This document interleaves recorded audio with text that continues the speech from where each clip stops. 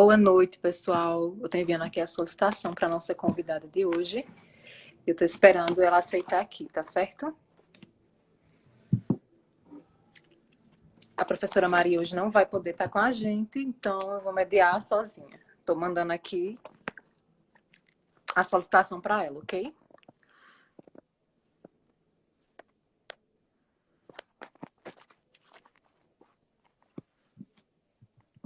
Esperar um pouquinho.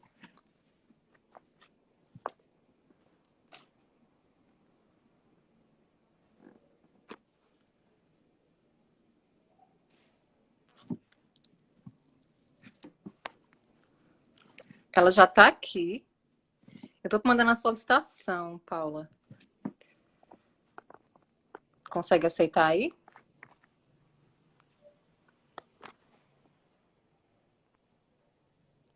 Apareceu aqui que ela não está conseguindo participar. Vou mandar outra vez.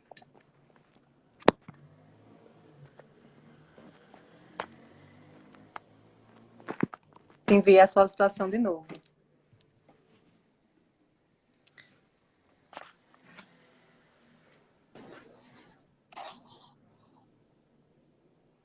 Boa noite. Não consegui me ver?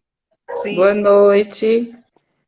Boa noite a todos e a todas. Eu me chamo Emily Vitória, sou estudante de Ciências Biológicas do campus.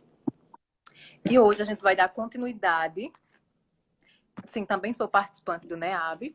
E hoje a gente vai dar continuidade à nossa Biblioteca Humana Afro-Brasileira e Indígena, que já foi iniciada pela professora Maria. E a nossa convidada, a gente quer saber o que ela tem, para que ela se apresente e nos conte a sua história, o que ela tem para nos contar hoje. Boa noite a todos. É um prazer estar participando desse momento com vocês. Meu nome é Eurides de Paula Santos, popularmente conhecida como Paula. Sou professora há 17 anos, já fui diretora por 10 anos e atualmente trabalho com 2 turmas da educação infantil. Também sou mãe, tenho 2 filhos, um de 16 anos e um de 10 anos. E, principalmente, sou quilombola.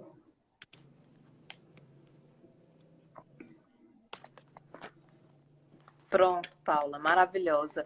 O que você tem para nos contar? O que você tem para nos contar, para agregar aqui na nossa Biblioteca Humana? Eu vou começar esse momento de hoje fazendo a trajetória, né, da minha história como negra, como quilombola, como professora, até aqui, até os dias de hoje.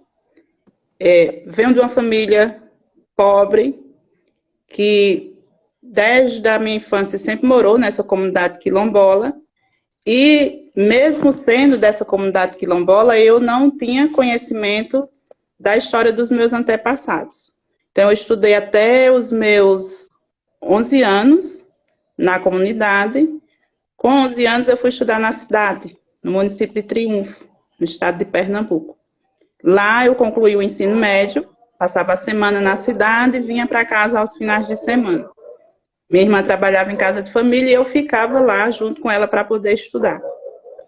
E aos 18 anos, terminei o ensino médio e nesse período eu fui convidada por uma professora de letras, que era daqui da comunidade, a fazer uma pesquisa para um trabalho dela da faculdade sobre a história local, que era a história da nossa comunidade, que eu não conhecia. E assim começou a despertar em mim o amor pela história da comunidade, a partir do momento que eu passei a conhecer, e também um amor pela escola, porque o nosso trabalho foi baseado nas crianças da escola dessa comunidade. E nesse período eu entrei para o curso de pedagogia, e nos meus estágios de pedagogia eu comecei a trabalhar na escola da comunidade, junto com essa professora e com as crianças. O nome dessa professora é Lúcia da Silva. Hoje ela não reside mais aqui na comunidade, mas assim ela tem uma contribuição imensa nesse processo que a gente fez de resgate e valorização da cultura. Em 2003, 2004 a gente começou esse trabalho. E aí, nesse período, já tinha sido aprovada a Lei 10.639, que tratava da história da cultura negra, e nesse período foi justamente que a gente começou a fazer esse resgate da história quilombola. Então, a gente foi visitar idosos, a gente foi visitar e tinha algo da história local para poder levar isso para as crianças da escola. Então, à medida que eu, junto com essa eu conhecia, a gente também fazia esse trabalho de levar as crianças à história local. Então, foi, assim, acho que um período de mais ou menos 3 anos, a gente fazendo essa pesquisa, levando para as crianças, buscando apoio para fazer essa divulgação, porque as próprias pessoas da comunidade, elas tinham receio de contar a própria história. Eu não conhecia, mas a partir desse momento que eu passei a conhecer, então eu passei a ter um amor enorme pela comunidade e a despertar o interesse de estar ali, de fazer parte. E isso vem desde esse ano, né, de 2004, continuo na comunidade até hoje. 2007, a gente começou a fazer o trabalho junto com o pessoal da associação comunitária e conseguimos o registro como comunidade quilombola, junto à Fundação Palmares, e eu, nesse período, eu já estava como professora dessa escola, não mais como estagiária. Eu terminei a faculdade em 2007 e passei a ser professora da escola. E fiquei trabalhando na escola até 2016. Atualmente eu ainda dou apoio em algumas atividades, mas já trabalho em outro município. Atualmente eu trabalho no município de Triunfo. Porém, assim, acho que a semente que a gente plantou naquela época, não só com as crianças, mas com pessoas que viam ali o que a gente estava desenvolvendo, já pôde gerar frutos. Porque os professores, mesmo eles não sendo aqui da comunidade, que vêm trabalhar aqui atualmente, mas eles têm esse conhecimento da história local, eles têm essa preocupação de estar repassando isso para essas crianças, e a gente consegue manter, né, esse trabalho de resgate, de conhecimento até hoje.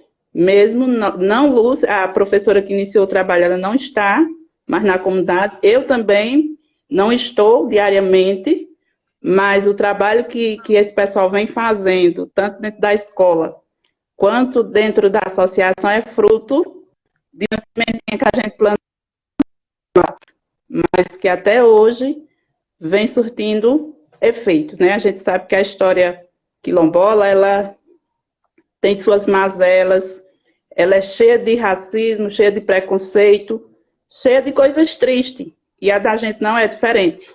Como negra, eu já passei por tudo isso, tanto dentro da comunidade, né, convivendo com pessoas que vinham de fora, ou pessoas da própria comunidade, quanto fora.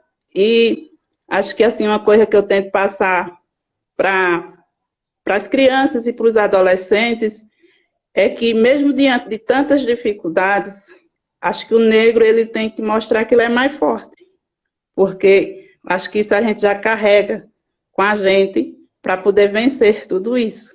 E hoje, olhando lá para trás, para aquela sementinha que a gente plantou, aí eu percebo que valeu a pena, né? Que realmente não é uma coisa que você vai fazer agora e que amanhã você já vai ter um resultado, mas que aos poucos dá para ir conseguindo. Entendo. É um trabalho de formiguinha, né? Ainda mais quando você... A nossa história, a história das pessoas negras, ela é contada de forma equivocada. Então, desconstruir, a nossa vida é inteira de desconstrução. A gente tem que estar o tempo todo desconstruindo coisas que nos ensinaram, que a gente acaba internalizando e tendo aquilo como verdade. Então, esse trabalho, ele vem, né, assim, ao meu ver, com muitos benefícios, porque ele trabalha autoestima, ele trabalha identidade, não é isso? Tem uma pergunta aqui Paula, o que você mais gosta na sua comunidade? Então, assim, eu estou vendo que tem algumas pessoas aí participando, conhecidas, e a comunidade do Livramento, ela é privilegiada pela localização, né? Só nesse aspecto, a gente já se sente muito bem em estar aqui.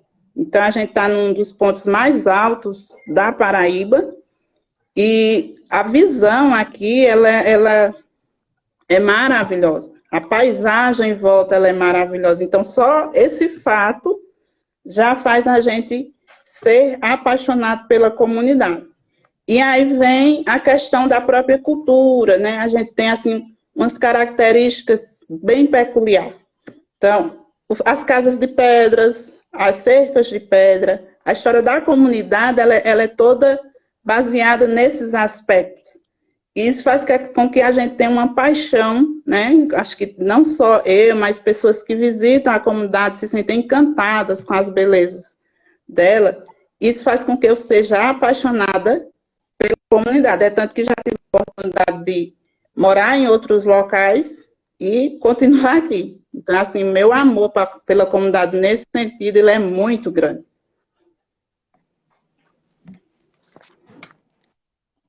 Que lindo. Esse trabalho, você falou que ele ainda você não trabalha mais, né, nessa escola, mas esse trabalho ainda vem sendo realizado. Não é isso? Pelo que eu entendi? Sim. Sim, eu não trabalho como professora, né? Faz 5 anos que eu saí da escola, da comunidade, eu entrei no concurso de outro município e trabalho em outro município. Porém, eu continuo mantendo contato com o pessoal que trabalha na escola. De uma certa forma, eu ainda estou ali. E em 2004, a gente colocou como base do nosso trabalho o Estatuto da Associação Comunitária, que seria desenvolvido atividades em conjunto, justamente para manter essa questão cultural. Então, o Estatuto da Associação, ele rege que a escola, desenvolverá atividades relacionadas à cultura no intuito de preservar e fortalecer.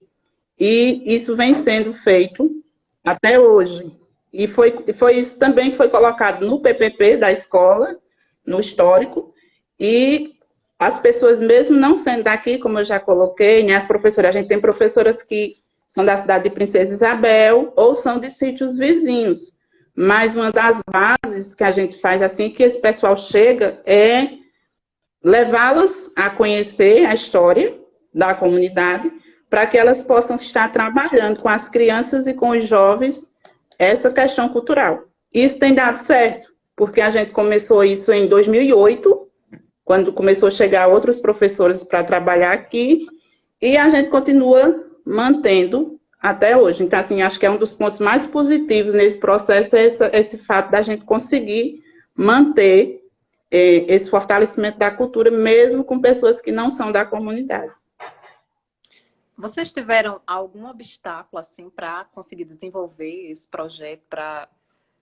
Porque a gente sabe que muitas pessoas, elas preferem... Como você falou, muita gente ficou com um pouco de receio em entender mais sobre a sua história, né?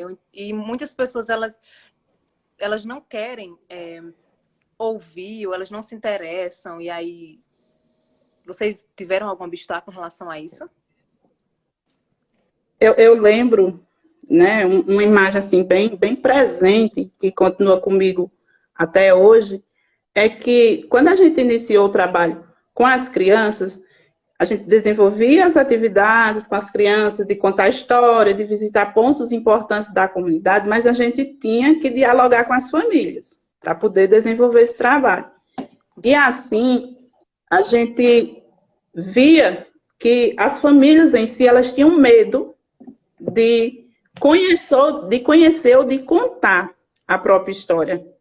Já diante de ter passado por muitas situações de preconceito, né, por ter vivenciado situações que muitas delas tinham até vergonha de contar, E elas acho que tinham aquele receio de que, a partir do momento que as crianças começassem a se envolver com aquilo, elas passassem pela mesma situação.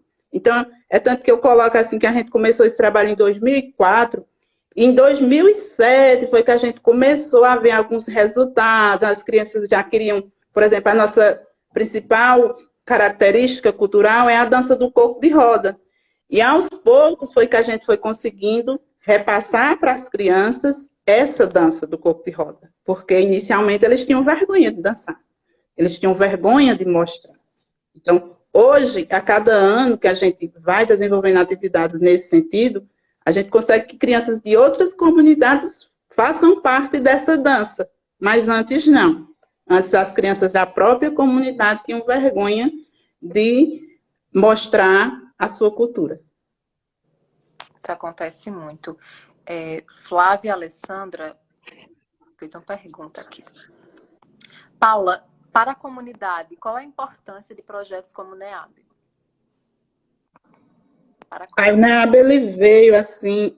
O NEAB veio na pandemia, né? Na verdade, eu tinha conhecimento com o pessoal do IF, alguns professores do IF, e o NEAB, ele veio naquele momento que estava tudo parado, né? A gente precisava fazer algo para manter essas questões de mostrar a cultura, de não deixar adormecer. Então, em 2019, final de 2019, o grupo de dança daqui participou do concurso cultural na cidade de Princesa Isabel, e para nossa alegria, né, para a alegria das crianças, porque eram mais crianças entre 8 e 12 anos, e alguns adolescentes dos seus 14 aos 16 anos. Nós vencemos o concurso. E aí veio a pandemia. Nós tínhamos muitas atividades para desenvolver e veio a pandemia. Paramos tudo, né? Fizemos solicitação de que o projeto fosse adiado para podermos realizar essas atividades, e aí veio o NEAB, né? Com orientações, com formações. E não só com o NEAB a gente participou de atividades, mas também com outros profissionais do IF. Mesmo durante a pandemia, nós conseguimos participar de algumas oficinas. Nós fomos para Carvalhada, nós fomos para a comunidade GIA, cumprindo todos os protocolos, todos os cuidados, mas a gente conseguiu, né, junto com os projetos desenvolvidos pela equipe do IF, desenvolver essas atividades. Então, assim, mesmo com a situação que estava muito complicada, né, esses aspectos de ter uma equipe nos ajudando fortaleceu muito. A professora Maria também fez uma pergunta. Paula, que dificuldades você encontra como mulher negra numa liderança? Acho que é isso que ela quis dizer. Todas.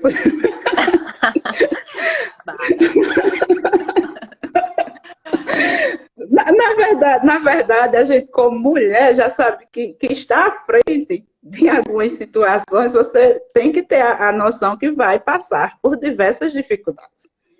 E foi um outro fator em relação a esse processo da comunidade, porque as pessoas que estavam envolvidas ali, naquele resgate, naquele trabalho, eram duas mulheres. Mulheres jovens, eu tinha 18 anos na época, e a professora que trabalhava comigo tinha 24 anos, então eram jovens. E aí o pessoal não tinha aquele olhar, né, de dizer assim, ai, que maravilha, que coisa legal. Não, como é que pode duas mulheres fazendo um trabalho como esse, querendo estar à frente de tudo, querendo realizar projetos nesse sentido. E para você lidar com essas situações é muito complicado. A nossa comunidade, ela é uma comunidade de difícil acesso. Por ter essa localização, de ser um dos pontos mais altos, tem esse problema. E na época a gente precisava de transporte para ir para a cidade de Triunfo, para ir para a Princesa Isabel, resolver algumas questões, conseguir material para estar realizando trabalhos com as crianças. E nesse sentido de precisar de transporte, a professora que trabalhava comigo teve que comprar uma moto, teve que aprender a pilotar, para que a gente não ficasse dependendo dos homens, porque tinha essa questão do preconceito de mulheres estar à frente de atividades como essa. Hoje em dia, assim, são coisas que não incomodam, mas a gente, a partir do momento que você aprende a lidar com determinadas situações, então, pode vir as dificuldades que for, mas você vai sempre encontrar uma forma de resolver aquela situação. Então, acho que o ponto negativo é que sempre existiu essas dificuldades e esse preconceito em relação a sermos mulher, eu principalmente, mas diante de ter tantas dificuldades, eu aprendi a lidar com isso. Então, hoje em dia ainda acontecem muitas coisas que deixam a gente um pouco preocupada, mas aí a cabeça já abre, já vem aquelas ideias, não, posso fazer assim, que as pessoas vão começar a ver de outra forma. Eu acho que está dando certo, porque eu continuo apoiando as meninas, tanto da associação quanto da comunidade até hoje, e a gente já tem um envolvimento cada vez maior, não só de mulheres, mas também já de alguns homens, nesse sentido. Certo. Imagina, inúmeras dificuldades. Sendo mulher e negra, são mais ainda. Aí pronto, aí triplica. Verdade. A Aline Monteiro também fez uma pergunta. Paula, as mulheres negras só se mantêm de pé quando temos alguém que nos dá suporte e que nos ajudam a suportar a lida. Quem é teu grupo de apoio? Quem te dá forças? Acho que, assim, o ponto principal que eu sempre levo comigo, para onde eu vou, que eu coloco como base mesmo, como exemplo, minha mãe.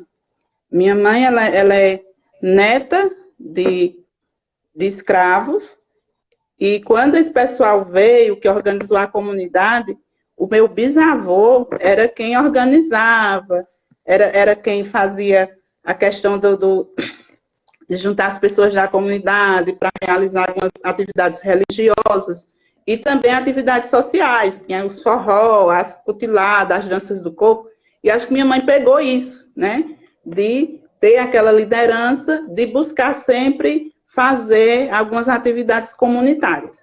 E eu cresci vendo aquilo ali. Então, acho que o meu exemplo principal é a minha mãe. É tanto que nessa parte de resgate da história local, uma das pessoas que a gente fazia pesquisa sobre a história era ela. E também foi ela que nos ajudou a fazer o resgate da dança do corpo de roda. Como o Renaldo falou aqui, é nós por nós. Nós por nós sempre.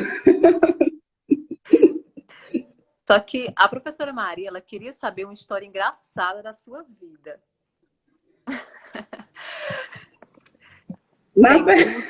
Tem várias. Tem luta, mas também tem eu história vou contar. Eu vou contar só um exemplo de algo que eu vivi nesse período que a gente estava fazendo essa pesquisa para conhecer a história local.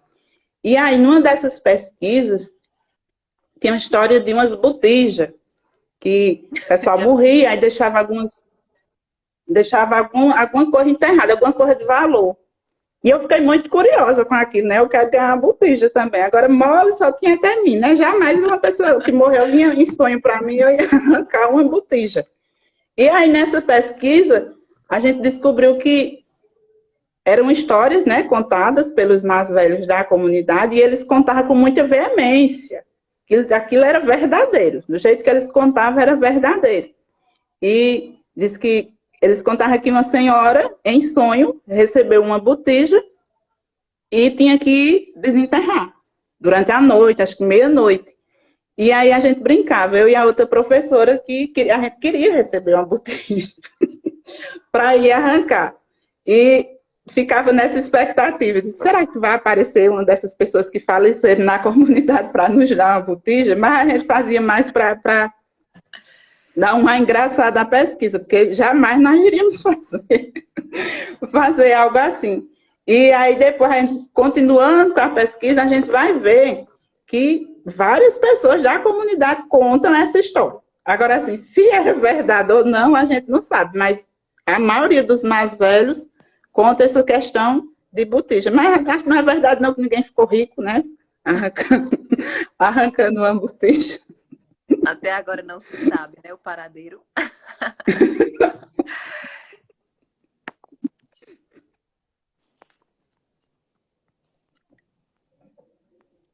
ver se tem mais alguma pergunta.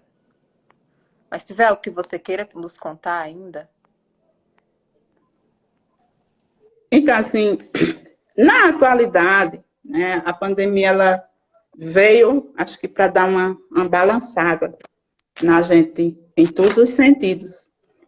E como o trabalho em relação à cultura, em relação a fazer aquele resgate, tentar manter o elemento, você não consegue colher frutos da noite para o dia.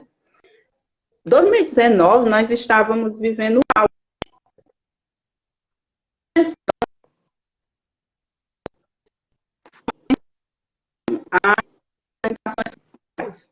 E aí veio a pandemia e a gente teve que parar tudo. E quando a gente parou, esse ano passado, a gente refletindo no grupo da associação sobre como seria de 2020 para frente, que a gente também não imaginava que fosse demorar tanto tempo nessa situação, mas aí a gente começou a refletir sobre o que a gente já tinha conseguido fazer. E como a gente tinha feito numa base sólida, mesmo com a pandemia, nós temos a certeza de que quando tudo passar e a gente puder voltar às atividades, aquelas crianças que participaram dos eventos em 2019, elas ainda estão com a gente. Elas ainda vão participar das nossas atividades. Então, o que fica, né, de ensinamento é que eu acho que a maneira como a gente lida com as situações, como a gente tenta se organizar, principalmente dentro de comunidades quilombolas, vale muito a pena.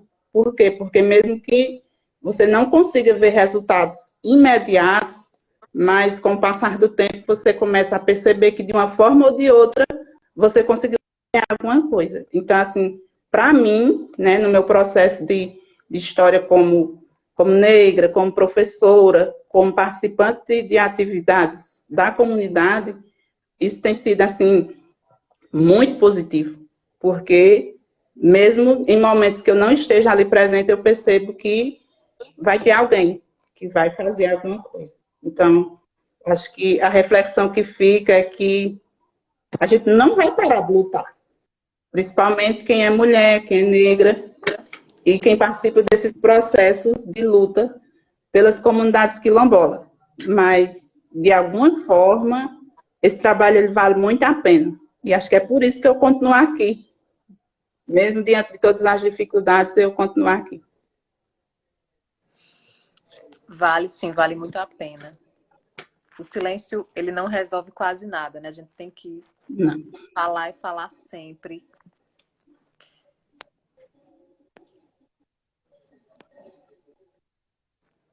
Tava travando, mas eu acho que deu para o pessoal entender. Teve um momento que a internet estava um pouco... Não sei se era a minha ou a sua. Nossa bendita internet. Eu acho que é a minha, viu?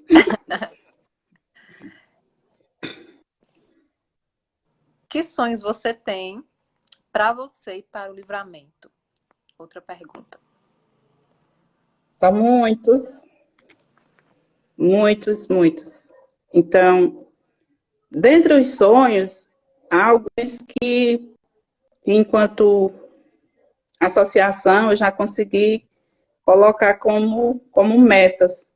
Então, um desses sonhos é que a gente consiga uma melhoria no acesso à comunidade, que é uma das nossas principais dificuldades. Em questão é acesso para tudo, né? Para os adolescentes irem estudar na cidade, para o pessoal ter mais facilidade em fazer uma faculdade, para ir para o médico também. Então, assim, são questões que a gente pode ver como pequenas, mas que prejudicam muito a comunidade. Então, assim, um dos meus sonhos é que haja uma melhora no acesso. A gente tem como projeto da comunidade que seja feito um acesso com... A gente, como tem características de calçamento, um acesso com esse tipo de material, mas que seja colocado uma camada de piche, que seria aquele mesmo material utilizado nas pichas asfálticas, para que a gente pudesse ter essa facilidade de se locomover de um local para outro. Um outro sonho, porque geralmente meus sonhos não são muito comigo, não, eles são mais da comunidade.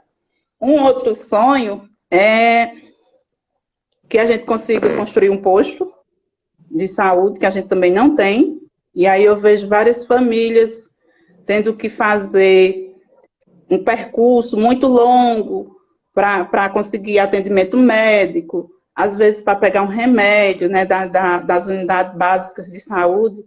E assim, um dos meus sonhos é que um dia a gente veja um posto de saúde funcionando aqui dentro da comunidade. E para mim, né, já que tem essa questão aí da história da minha vida, então, assim, para mim, como um sonho de vida que eu tenho, eu sonho em fazer outra faculdade, eu tenho pedagogia e tenho especialização, mas eu sonho em algum momento, como eu ainda estou me sentindo bem novinha, eu sonho em fazer algum mestrado, alguma coisa assim, porque eu acho que compensa a cada dia você buscar mais conhecimento, que é uma forma de você se ajudar e também ajudar o outro. Verdade, Paula. Sonhos coletivos, principalmente, né? Acho que nós, pessoas negras, temos... A maioria dos nossos sonhos envolve a coletividade, pensar no outro. Verdade. Verdade.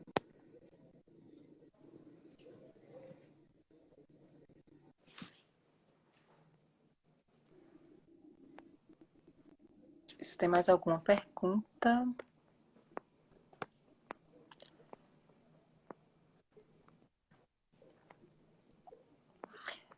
O que você tem a dizer sobre as pessoas negras que vivem em quilombos e que muitas vezes querem desistir do lugar?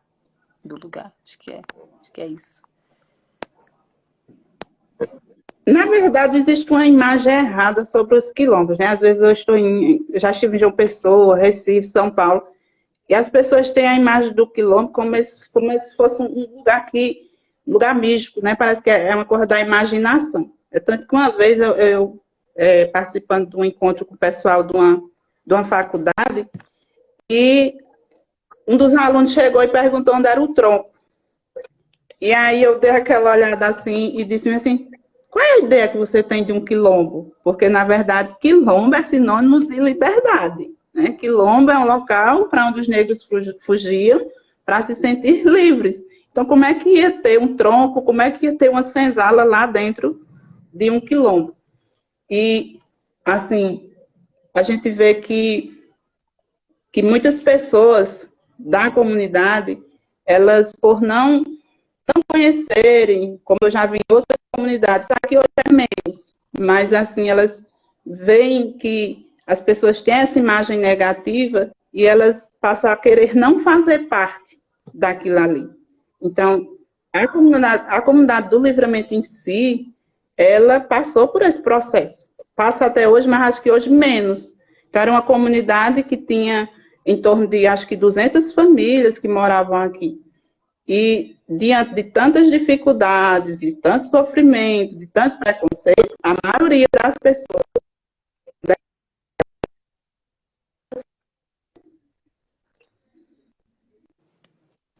E Paula, tá travando. nesse aspecto, eu tô vendo, tá vendo? Voltou?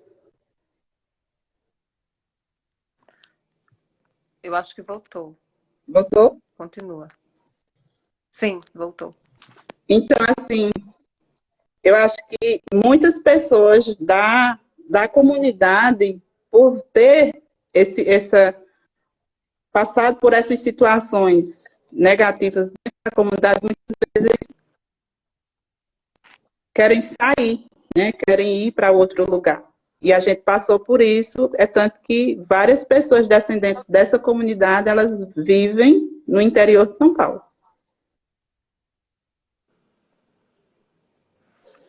Recuperar o orgulho é uma coisa que não é muito fácil. Na verdade, recuperar o orgulho roubado é mais difícil ainda. É um trabalho contínuo. Temos mais perguntas aqui, Paulo. Deixa eu ver.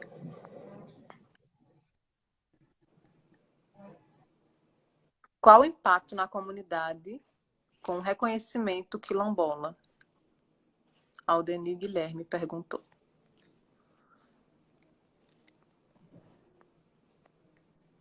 Tá me ouvindo, Paula?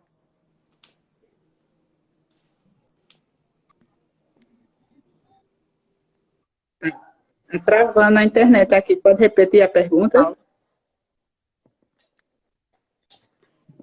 A Denise Guilherme perguntou qual o impacto na comunidade com o reconhecimento quilombola. Na verdade, quando veio o reconhecimento, eu mesmo, particularmente, eu tinha a ideia de que todas as portas iriam se abrir, né? Porque quando você vê o documento em si e as orientações que a gente recebe para lidar com aquele documento, é que as comunidades quilombolas, elas teriam prioridade de acesso a projetos sociais, a inúmeras coisas. Mas a realidade, ela não é bem essa. Então, nós tivemos o reconhecimento em 2007, nós estamos em 2021. E muitas daquelas coisas que foram nos orientadas naquele período, pelo pessoal da Fundação Palmares e também por outras organizações, não aconteceu. Então, principalmente em relações a ações do poder público dentro da comunidade, que já poderiam ter sido realizadas, mas a gente vê que é muito lento essas questões, mesmo com esse documento, mesmo com essas orientações.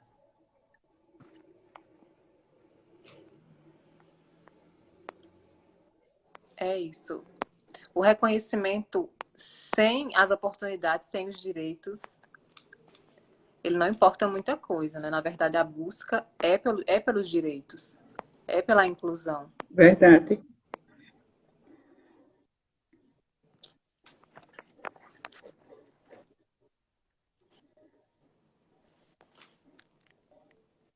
Tem algo a mais que você queira nos contar, Paula?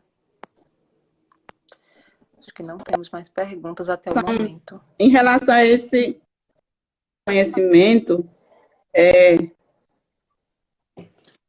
nós tínhamos essa ideia de que muitas portas iriam se abrir, principalmente em relação ao poder público.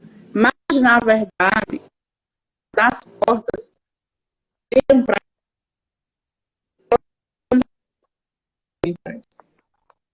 projetos de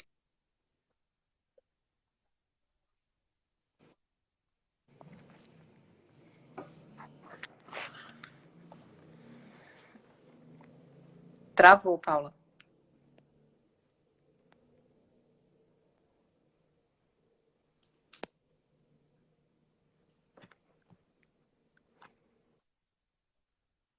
Voltou. Voltou agora.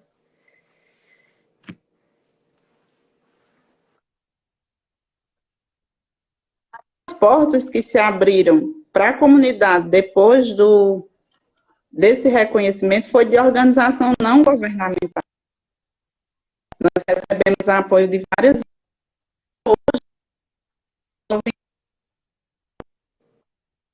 com esse Propac, as irmãs carmelitas de trabalhos maravilhosos, um deles, né, tem mais aqui, que foi um trabalho desenvolvido de meio delas, não tem, até a associação também, um projeto com apoio de organizações. Então, o recurso para a gente é a questão de vermos, de ver, a gente, mas assim, eu acho que não foi do jeito que nós imaginávamos.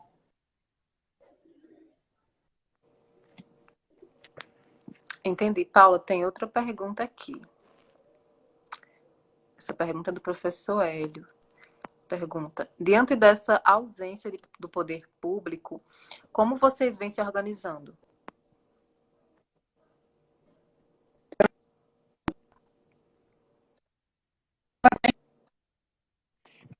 Tá travando.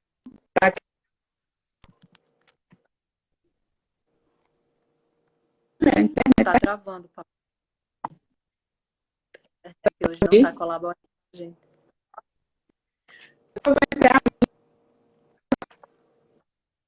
Eu não sei se é a minha internet. Não sei. Agora eu não tô conseguindo te ver. Deixa eu botar aqui.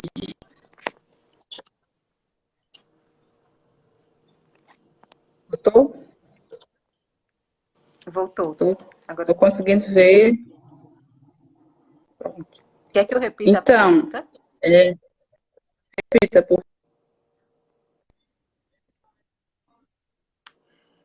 Bom, ele perguntou: diante dessa ausência do poder público, como vocês vêm se organizando? Como vocês vêm se organizando Então, diante dessa ausência? a nossa Senai, ela, desde o início,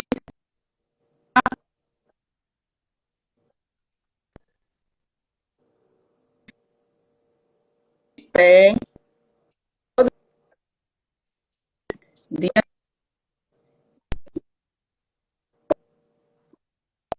Eu não estou conseguindo te ouvir. Tu Deixa eu quer que eu tentar te ver ligue e aqui. te chame? Peraí, Quer sair e desliga e me entrar de chama que eu novo? vou ver aqui. Vou sair, peraí, que aqui. Foi. Certo.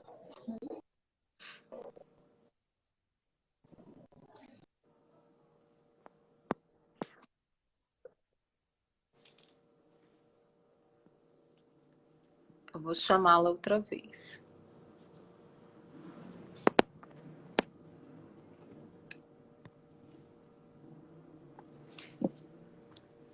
Já enviei a solicitação. Vamos aguardar, porque estava travando muito.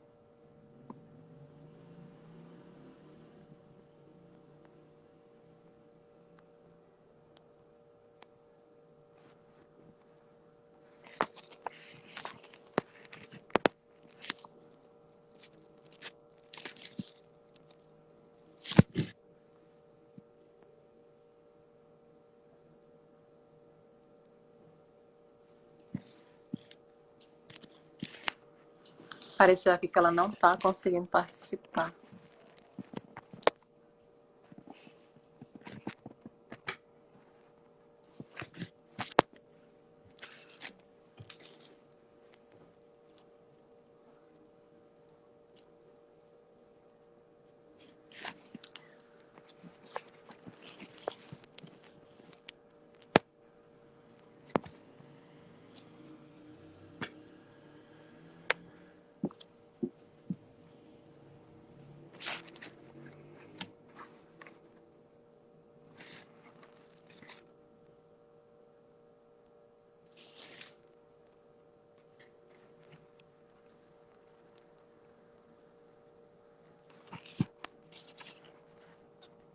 A internet hoje não está colaborando muito com a gente. Eu acredito que ela está tentando entrar ainda.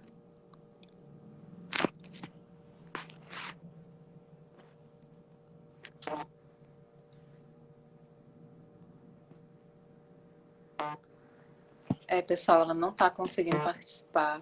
Infelizmente a gente vai encerrar, mas acredito que ela vai ver essa live, vou deixar salva.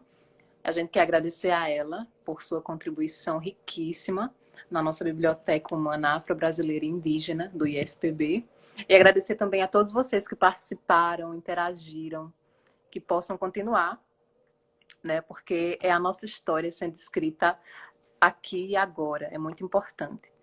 Obrigada pela participação de todos e todas e boa noite.